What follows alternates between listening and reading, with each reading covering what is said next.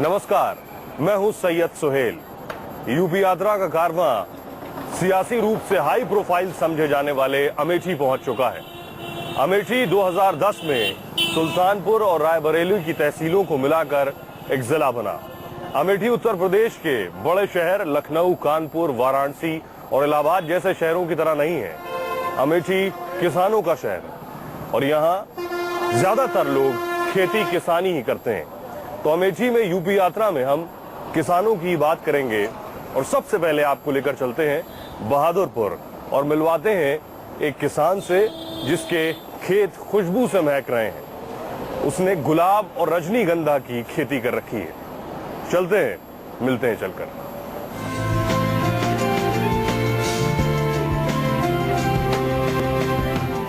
खुशबूदार गुलाब,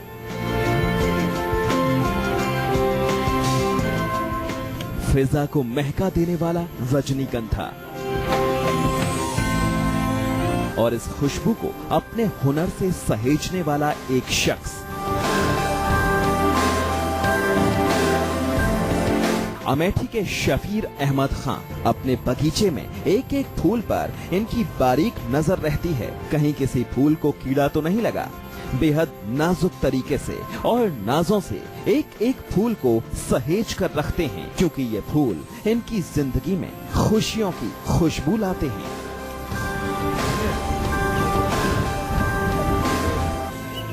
शफीर मियां के गुलाब नफासत के शहर लखनऊ तक शोहरत बटोरते हैं। वैसे तो खान साहब के पास ज्यादा जमीन नहीं है, लेकिन जितनी भी है उसमें गेहूं, धान के साथ फूलों की खेती भी करते हैं और इससे अच्छी कमाई भी हो जाती है।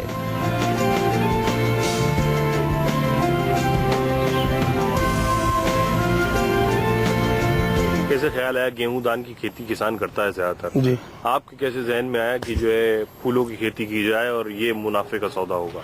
सर, हम गोष्ठियों में जब जाते थे तो बताया जाता था कि धान गेहूं से आप लोगों को फायदा नहीं है, और वास्तविक यही है कि धान गेहूं करके पूरा खर्च नहीं निकल पाता। तो ये हुआ कि हटकर कुछ किया जाए, तो फूलों की खेती हमारे यहाँ चल रही थी, तो उस पे हम लोगों ने फूल पे शुरू कर दिए काम। शफीर अहमद गुलाब, रजनीगंधा और इसके अलावा ग्लैडियोलस और गेंदा भी अपने बगीचे में लगाते हैं। शफीर बताते हैं इनका सारा माल लखनऊ में हाथों हाथ बिक जाता है। इसके अलावा सबसे बड़ा फायदा ये कि गेहूं और धान की खेती की तरह फूलों की खेती में ज्यादा इंतजार भी नहीं करना पड़ता। एक बार फूल डाल पर लगने शुरू हो जाएं, तो हर रोज कुछ न कुछ कमाई होती रहती है। जबकि गेहूं और धान में तो एक ही बार में मुनाफा मिलता है। कौन कौन से फूल की आप खेती करते हैं और इसका बाजार आपको कहाँ मिलता है? फूल रजनीगंधा है, गुलाब है, ग्लैडियोलस है, गेंदा वगैरह है, लेकिन वो तो गेंदा सीजनली है और इसको कंचन मार्केट लखनऊ ले जाते हैं। गेहूं और धान की पारंपरिक खेती छोड़कर फूलों की खेती करना आसान नहीं था अगर वक्त पर इनको मदद नहीं मिली होती।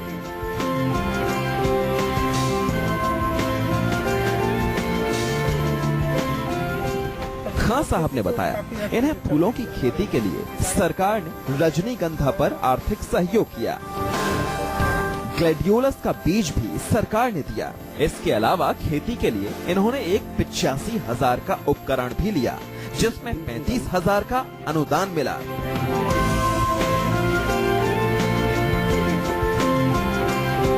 रजनीगंधा में पैसे मिले थे और धान गेहूं की भी खेती हम करते हैं, जिसमें भी हमको जो है जो बीज का पैसा जमा होता है, मतलब जैसे दुकान से हम लेते हैं, तो उसमें भी हमको पैसा जो है पूरा भुगतान हो गया था। खेती में इस्तेमाल होने वाले उपकरणों पर सब्सिडी और पैदावार बढ़ाने के साथ नई तरह की खेती के लिए सरकारी मदद, तब जाकर शफीर अहमद जैसे किसानों का हौसला भी बढ़ता है और उनका मुनाफा भी।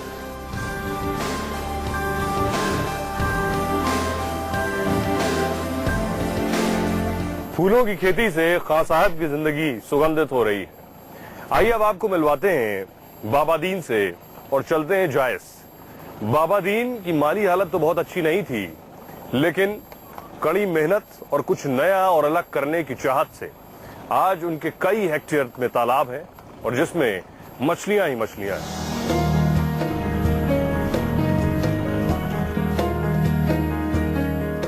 हम जामों की तरफ बढ़ रहे थे। हमें रास्ते में तालाब दिखाई दिया। उसमें कुछ लोग जाल डाल रहे थे।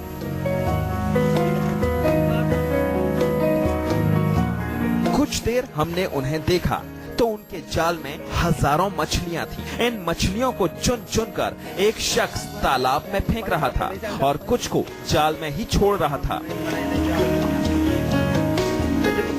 इस शख्स का नाम बाबा दीन है। ये कई हेक्टेयर तालाब के मालिक हैं और इनके तालाब में 60 कुंटल से ज्यादा मछलियां हैं। एमए करने के बाद आए और आप फिर खेती किसानी किया। खेती किसानी करते करते जो है हमारे एक रिश्तेदार थे, वो धंधा करते थे, तो उनके यहाँ गया, उनसे जानकारी मिली। उसकी बाद में धीरे धीरे हमने फिर पट्टा करवा लिया। पट्टा करवाने के बाद में हमने ये धंधा शुरू कर दिया। बाबा दीन पोस्ट ग्रेजुएट हैं। नौकरी से ज्यादा इनकी ख्वाहिश थी कुछ अपना और अलग करें। आज इनके तालाब में 2.5 किलो तक की मछली है और मछली पालन से काफी मुनाफा भी है। लेकिन बाबा दीन के लिए ये सब इतना आसान नहीं था।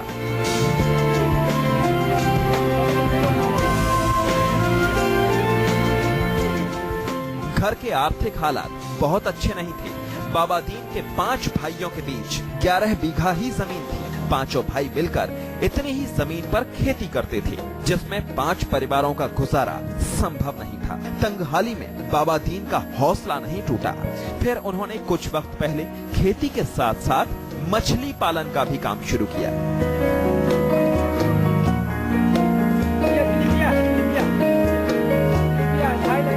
अपना बनाया हुआ चारा खिला रहे हैं। तो अब ज्यादा हम पहले 1.5 साल में मछली पकड़ते थे तो 200 ग्राम की मछलियां 300 ग्राम की होती थी। अब हमारी मछलियां जो है 4 महीने 5 महीने खिला देता तो हूँ तो 1.5 किलो 2 किलो की हो जाती हैं। 1 किलो से मतलब 300 ग्राम से लेके जो है 2 किलो तक की हो जाती हैं। बाबा दीन पढ़े लिखे हैं, इसलिए वो एक अलग सोच रखते हैं और उसका इस्तेमाल मछली पालन में किया। बाबा दीन ने दूसरे मछली पालकों की तरह मछली को चारा नहीं बल्कि उबले चावल, सोयाबीन और राइस पॉलिश खिलाया। ये सब बाबा दीन की खुद की खोज है। ये खिलाने से मछली कम वक्त में तेजी से बड़ी होती है। आज बाबा दीन के तालाब की मछली की बाजार में काफी डिमांड है। बाबा दीन बताते हैं कि अगर उन्हें सरकारी मदद नहीं मिली होती तो उनका सपना पूरा नहीं हो पाता।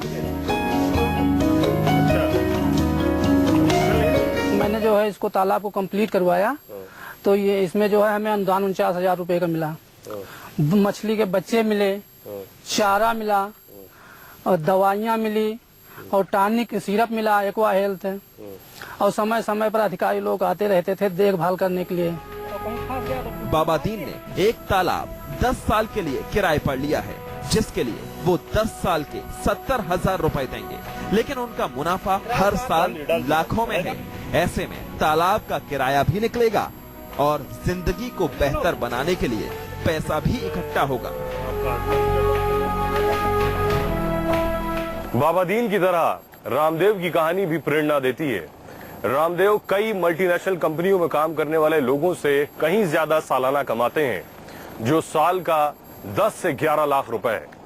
चलकर देखते हैं आखिर रामदेव खेती किसानी में ही ऐसा क्या करते हैं जो उनकी कमाई किसी बड़े कंपनी में काम करने वाले से ज्यादा है।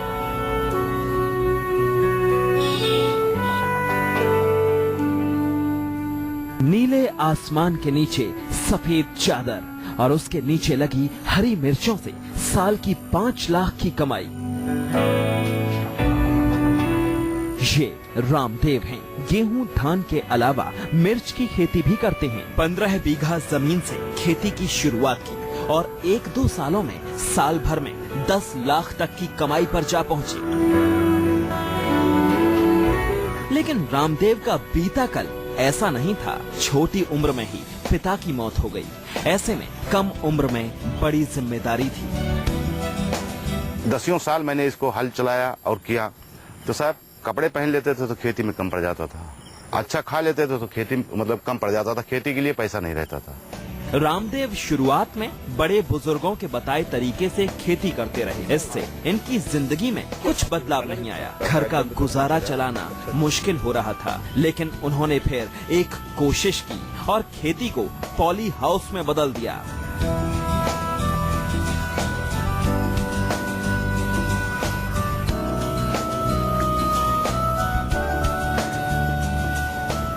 नेट के नीचे मिर्च के पौधे लगाए और दूसरी तरफ नर्सरी लगाई, जिसे ये 50 से 100 रुपए की कीमत में बेचते हैं। 28,40,000 का ये नेट हाउस हुआ हमारा पूरा लागत, और हमको इसमें 14,20,000 रुपए हमको अनुदान आया मेरे खाते पर। अच्छा जी। और आपका कितना लगा? और उसके बाद हमारा लग गया था 11-12 लाख, 11-11.5 लाख।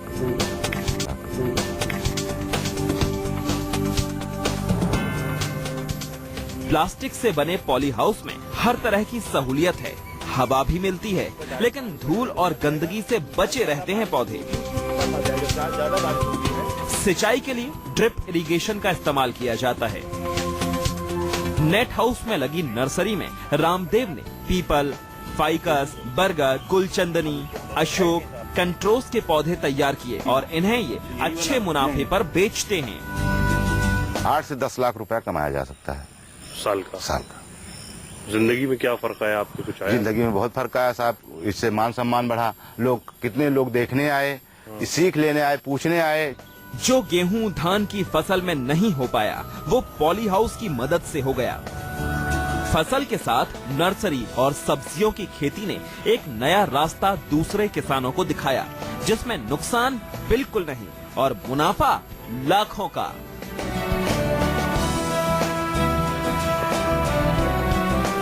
अब तक हमने बात की उन किसानों की जिनके पास जमीन है, खेत खलियान है और कुछ नया और अलग करके बेहतर स्थिति में है।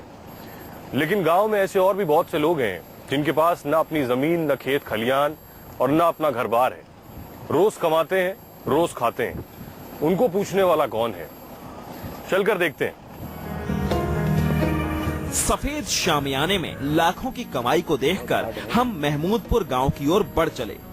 वहां हमें राम किशोर मिले, जो घूमते चाक पर मिट्टी को आकार देने में लगे थे। जितनी तेजी से चाक घूमता उतनी ही तेजी से उनके हाथ चलते और देखते ही देखते गीली मिट्टी से खूबसूरत बर्तन तैयार होने लगे।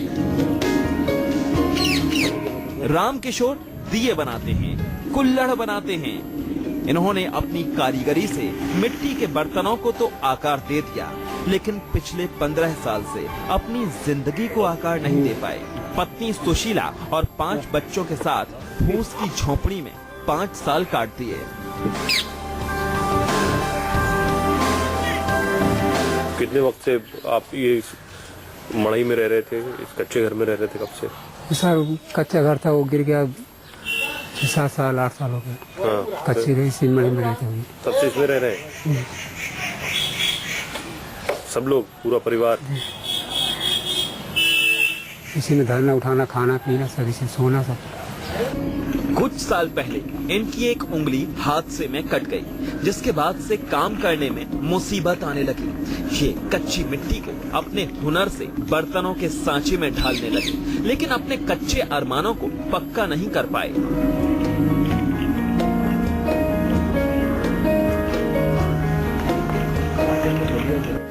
बंटवारे में जो कच्चा घर आया था वो भी बारिश और तूफान में ढह चुका था। अब बची झोपड़ी में जब बारिश आए तो सब भीग जाएं।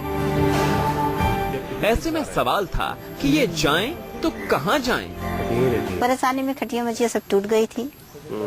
हाँ, फिर से मांग जात किसे बनवाए, किसे गुजर बसर की 4 ठो लड़का लेके। इसमें रहने में बहुत दिक्कत रही होगी? हाँ, बहुत दिक्कत रही। पानी बरस जात रहा, चूल्हा नहीं बरत रहा, आग नहीं बरत रही, सब खाना पीना जो है सब खराब हो जाता है। झोपड़ी में 7 लोगों का परिवार घुटनों को सिकोड़कर और सांसें संभाल कर लेने को मजबूर था। ऐसे में लोहिया आवास योजना के बारे में राम किशोर ने सुना। इन्होंने जानकारी जुटाकर घर के लिए गुहार लगाई। फिर इनके खाते में 3,05,000 रुपए आए, जिससे आज ये अपने घर में आराम से रहते हैं। सोलर पैनल लगा है जिससे 24 घंटे बिजली आती है। पहले झोपड़ी में रह रहे थे, फिर सर ये जो लोहिया आवास मिला 3,05,000, सर उसी से मकान बन गया। अब पहले हमको दिक्कत ही यहाँ जो रखते थे सब भीज जाता था, हम भी भीज जाते थे। अब सर सर्दी गर्मी के लिए जो है हमको ठीक हो गया, अब जो है हमको दिक्कत नहीं है। बच्चों के साथ इनके घर में सुकून है और अब लगता है कि कच्चे अरमानों को आशियाना मिल गया है। तो पूरे अमेठी में लगभग 6,000 बेघर लोगों को अब तक घर मिल चुके हैं। एक ब्रेक के लिए रुक रहे हैं और ब्रेक के बाद कुछ और कहानियां।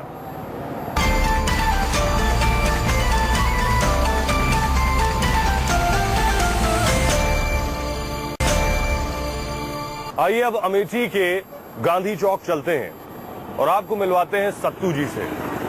2012 में सत्तू को यह पता चला कि उन्हें बोन ट्यूमर है और डॉक्टरों ने बताया कि उनका पैर काटना पड़ेगा। चलकर मिलते हैं और देखते हैं फिलहाल सत्तू जी किस हालत में हैं और कैसे जिंदगी का गुजारा उनका चल रहा है। वो दौर कितनी मुसीबत से भरा था, इन आंसुओं से समझ में आता है।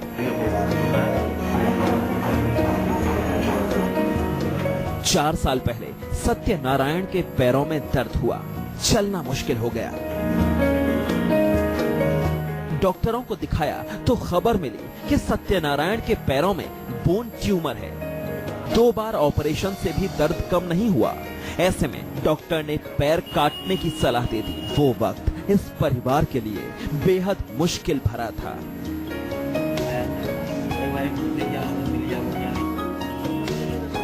पैर में जो है सर दर्द होने लगा, फिर जो है इधर टेम्परेरी दवा से करने ही लगे, जिसको हम बोले कि जाके डॉक्टर को दिखा लो। अल्ट्रासाउंड करा, उसमें निकला कि बोन ट्यूमर है, डॉक्टर बोले। घर की माली हालत खराब थी, 2 बच्चे और इलाज का खर्च। इस बीच सत्यनारायण को पता चला कि मुंबई के टाटा अस्पताल में इलाज कराया जाए तो पैर कटने से बच जाएगा, लेकिन उसके इलाज के लिए पैसा कहां से आता, क्योंकि उस वक्त सत्यनारायण ने पनीर का काम भी बंद कर दिया था। ऐसे में इलाज के लिए 2 लाख का इंतजाम करना हर किसी को नामुमकिन लग रहा था। हमारे पास कोई मदद उस समय नहीं, क्यों हम 1.5-2 साल से पीड़ित थे सर पैर से। दोस्त यार के पैसे से हम मुंबई गए, वहाँ जो किराया भाड़ा लगा, हमारे पास किराया भाड़ा भी था, क्यों हमारा व्यापार भी बंद हो गया था सर उस समय। बहुत स्थिति बुरी थी हमारी। अपने पैर की आस छोड़ चुके सत्यनारायण के लिए मुख्यमंत्री विवेकाधीन कोष एक संजीवनी बनकर आया। इलाज के लिए 2 लाख सरकार की ओर से मिले और फिर पैर का ऑपरेशन हुआ। इससे सत्यनारायण का पैर कटने से बच गया। अब रोजाना काम पर जाते हैं, लोगों को लजीज पनीर खिलाते हैं और जब शाम को घर लौट कर आते हैं तो सुकून से परिवार के साथ वक्त बिताते हैं। मुख्यमंत्री कोष से हमको मंत्री जी ने 2 लाख रुपया दिलाया और उनके मदद से आज हमारा बीमारी भी सही हो गई और परिवार साथ हम जी रहे हैं। एक मदद जो जिंदगी भर का सहारा बनी। सत्यनारायण उस दौर को इसलिए नहीं भूलना चाहते क्योंकि वो समझ चुके हैं कि सबसे बड़ी मदद तब होती है जब इंसान को उसकी जरूरत हो। सत्यनारायण के हंसते खेलते परिवार को देखकर हम आगे बढ़े, महमूदपुर गांव के पास पहुंचे। वहां हमें कुछ महिलाएं मिली। हमने उनसे जाना कि विकास की कितनी योजनाओं का फायदा उन्हें मिला है। आप लोग इसी गांव में रहती हैं? सरकार ये कहती है हम किसानों के लिए बहुत कुछ कर रहे हैं, आपको लगता है कुछ कर रहे हैं? जी कर रहे हैं। क्या? हमको समाजवादी पेंशन दिए। अच्छा, बच्चों को पढ़ाने के लिए। कब से आपको मिल रही है? 2 साल से। 2 साल से मिल रही है? 2 साल से। अच्छा, सिर्फ आपको मिल रही है और गांव में किसी को नहीं मिल रही? मिलती है यहाँ, जिसको मिलनी होगी वो मिलती होगी। हाँ? मिल रही होगी, जिसकी बनी होगी तो मिलेगी ही। आपको नहीं मिलती है? मिलती है हमें। आपको मिलती है। अभी एक किस्त आई है आपकी? हमारी तो 2 साल से आ रही है पूरा बराबर। तो ये तो 500 रुपए मिलते हैं, 500 रुपए में कुछ होता है, कोई मतलब है 500 का? कुछ नहीं मिलता है, कहाँ जो है बहुत इतना हो जाता है जो है। महिलाओं के अलावा किसानों के लिए क्या कुछ हुआ, ये भी हमने खुद गांव के एक शख्स से पूछ लिया। आप भी इसी गाँव में हैं? जी हम भी इसी गाँव के हैं। तो एक और सरकार की कहती कि हम डायरेक्ट बेनिफिट ट्रांसफर, सुना कभी आपने डीबीटी का नाम? जी जी सुना नहीं, उसका मैंने फायदा भी लिया हुआ है। अच्छा। जी जी उसका मैंने भी यहाँ पे किसानों के मिलता है, खाद बीज मिलता है। हाँ। तो पहले बहुत लंबी लाइन लगती थी, कभी कभी तो मिलता भी नहीं था। अच्छा। साहूकारों के यहाँ जाना पड़ता था। लेकिन अभी ब्लॉक पे गए योजना की जानकारी हम लोगों को बताई गई, डीबीटी योजना मिलती है। तो अभी हमको चना 100% फ्री मिला था। उसका रजिस्ट्रेशन मैंने करवाया और रजिस्ट्रेशन करवाने के बाद हमने पैसा जमा किया। 10 दिन बाद मेरा पैसा मेरे खाते में आ गया। किसी भी योजना की कामयाबी तभी मुमकिन है जब उसके बारे में लोग खुद बताएं कि आखिर उन्हें कितना फायदा हुआ। अगर विकास की रफ्तार नापनी है तो उसका पैमाना आम आदमी है, जो हमेशा सजग रहते हैं ये जानने के लिए कि आखिर उनकी सरकार उनके लिए क्या कर रही है। फिलहाल अमेठी से यूपी यात्रा में इतना ही। अगले हफ्ते फिर मुलाकात होगी किसी और शहर से कुछ और कहानियों के साथ। तब तक के लिए नमस्कार।